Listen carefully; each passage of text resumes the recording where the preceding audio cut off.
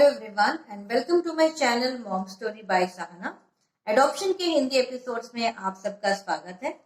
तो आज का जो ये सब्जेक्ट है या जो टॉपिक पे हम आज बात करेंगे वो बहुत ही सेंसिटिव टॉपिक है।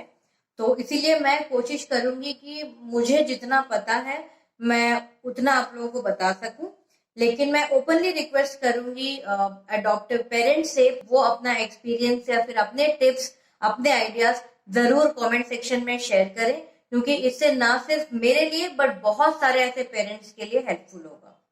तो आज के सब एपिसोड में हम बात करने जा रहे हैं कि अपने एडॉप्टेड बच्चों को आपको कब और किस तरह से ये रिवील करना है कि वो एडॉप्टेड है। तो एज अप्रोप्रिएट वे से जो है रिवील करना है, ऐसा लोग कहते हैं। तो मैं फिलहाल आपको अपना एक्सपीरियंस बता सकती हूँ कि हमने कैसे रिवील करना शुरू किया है। थोड़ा सा टिप्स मैं आपको दूंगी कि उससे आप लोगों को भी ये हेल्प मिलेगा। तो जब हमने अपनी बेबी को अडॉप्ट किया था तो वो 6 मंथ्स की थी। तो आज की डेट में वो 4 से 5 साल के एज ब्रैकेट में आती है वो। तो हमने उसको लगभग 3 साल की जब थी तब से हमने उसको कहानियां सुनाना शुरू किया। हमने कोई कृष्णा की कहानी नहीं सुनाई, हमने किसी करण की कहानी नहीं सुनाई, हमने किसी कुंती की कहानी नहीं सुनाई, हमने झांसी की रानी लक्ष्मीबाई की कहानी नहीं सुनाई, हमने किसी भी पास्ट में रहने वाले किसी की कहानी नहीं सुनाई। हमने उसको एक सिंपल सा एक फेरी टेल के रूप में जो है उसकी ही स्टोरी हमने उसको सुनाई। व्हाट वी टोल्ड हर, हमने उसको ये बताया कि मम्मा और डैडा आपको बहुत मिस कर रहे थे, काफी साल से वेट कर रहे थे कि आप खुद से आओगे, आप कहीं ना कहीं से हमारे पास आओगे, लेकिन बहुत साल निकल गए और आप नहीं आए हमारे पास, तो हम आपको बहुत मिस करने लगे।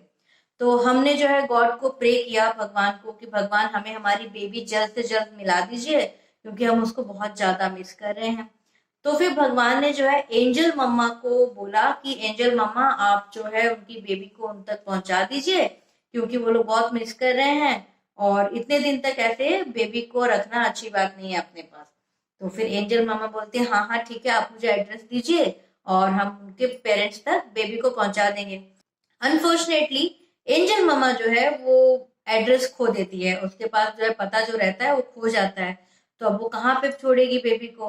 तो इसीलिए क्या करती है एंजल मामा कि सिक्योर जगह पे, एक सुरक्षित जगह पे, जहाँ पे बेबी के जैसे ही और भी सारे बेबीज हैं, वहां पे बेबी को वो छोड़ देती है और वहां का जो इंचार्ज होते हैं उनको बताती है कि बेबी के मम्मा और डैडा का नाम ये है, आप इन लोगों को ढूंढिए और बेबी को उन तक पहुंचा दीजिए।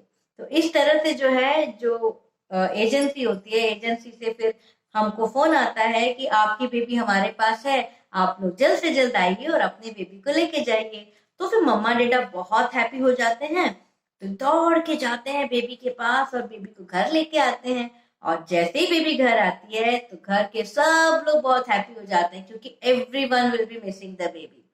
तो this is how you came home. तो ये एक बहुत ही मतलब फिक्शनल स्टोरी है। मतलब फिक्शनल नहीं कहूंगी क्योंकि ये रियलिटी है, लेकिन एक तरह से बच्चे को समझाने के लिए, एक 3 से 4 साल के बच्चे को अगर आप समझाना चाहते हैं, कोई चीज उसके बारे में बताना चाहते हैं, तो इस तरह की कोई स्टोरी आप उसको बना के सुना सकते हैं। एज अप्रोप्रिएट मैं कह रही हूँ क्योंकि मैं जिस दौर से गुजर रही हूँ मैं वही चीज आपको बता पाऊंगी। इससे जब बड़ी हो जाएगी, शायद वो 6 साल की हो जाएगी या 7 साल की हो जाएगी, तो यही स्टोरी मैं उसको सुनाते रहूंगी। लेकिन जब इस स्टोरी में वो गैप देखेगी और वो मुझसे सवाल पूछेगी, तब उस हिसाब से, उसके एज के हिसाब से मुझे उसको जवाब देना पड़ेगा। तो आप लोगों के लिए भी सेम चीज लागू होती है। इसके अलावा भी बहुत सारे तरीके हैं जिस तरह से हम बच्चे को ये बता सकते हैं कि वो एडॉप्टेड है। और कब से शुरू करना है ये काफी लोगों का सवाल था।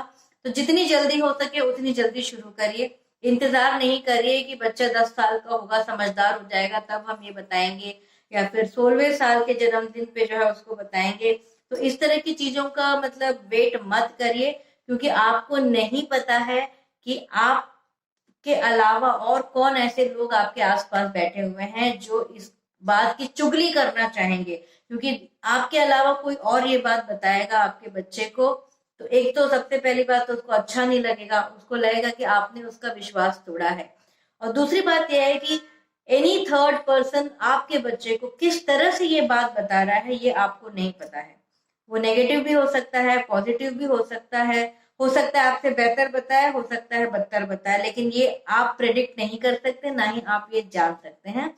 तो इसीलिए एडवाइस यही है, मतलब जितने भी एक्सपीरियंस लोग हैं उनकी एडवाइस यही है कि जितनी जल्दी हो सके उतनी जल्दी आप अपने बच्चे को उसके मतलब एग्जिस्टेंस के बारे में, वो किस तरह से आपके पास आया और किस तरह से आपका बच्चा बना, ये बताना बहुत जरूरी है।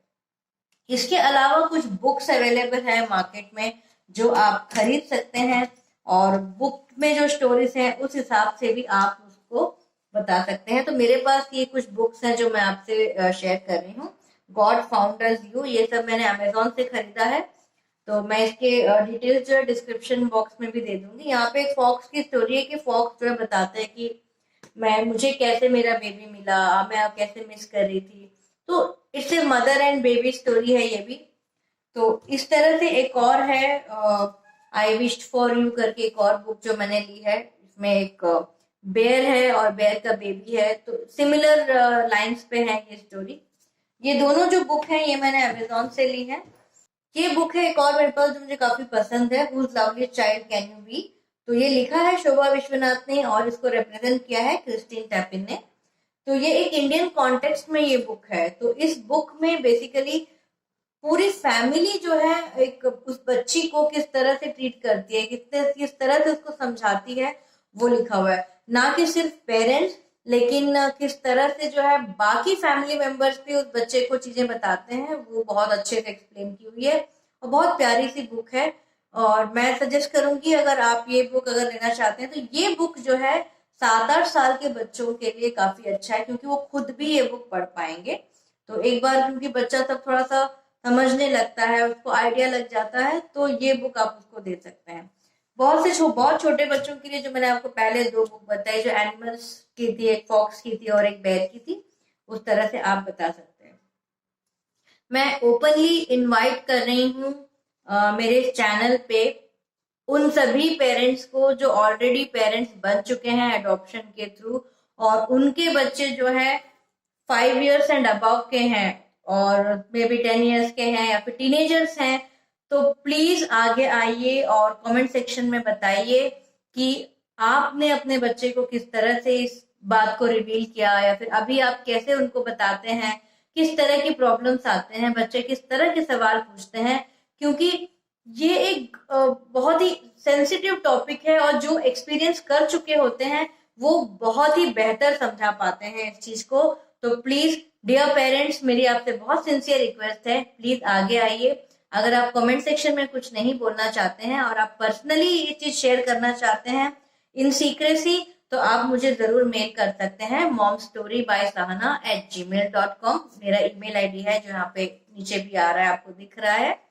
तो please come forward, I really appreciate. इससे सिर्फ मेरा नहीं बल्कि बाकी ऐसे मेरे जैसे कई ऐसे पेरेंट्स हैं जिनको फायदा होगा और जिनके बच्चे बड़े हो रहे हैं और हमें बिल्कुल भी आइडिया नहीं है कि नेक्स्ट क्या होगा, कैसे बताना है, या फिर क्या सवाल पूछेंगे बच्चे, हमें कोई आइडिया नहीं है। इट्स लाइक इंस्टेंट है, तो इंस्टेंटली हम जवाब तो दे देते हैं पेरेंट्स उस समय में जो समझ में आता है, लेकिन सही गलत हमें भी नहीं पता होता है, टू बी ऑनेस्ट। क्योंकि पेरेंटिंग जो है एक मैनुअल के साथ नहीं आता है, चाहे किसी भी तरह का पेरेंटिंग हो, बायोलॉजिकल पेरेंटिंग हो या फिर एडॉप्टिव पेरेंटिंग हो, कोई भी पेरेंटिंग मैनुअल के साथ नहीं आता है, क्योंकि हर बच्चा अलग है, हर इंसान अलग है। तो इसी के साथ आज का ये एपिसोड मैं वाइंड अप करती हूँ और आप सबसे विदा लेती हूँ, और अगले एपिसोड में मैं फिर कुछ और इंटरेस्टिंग और इम्पोर्टेंट इंफॉर्मेशन लेके आपके पास आऊंगी। तब तक के लिए मुझे अलविदा कीजिए। नमस्कार, take care, but stay tune to my channel mom story by Sahana.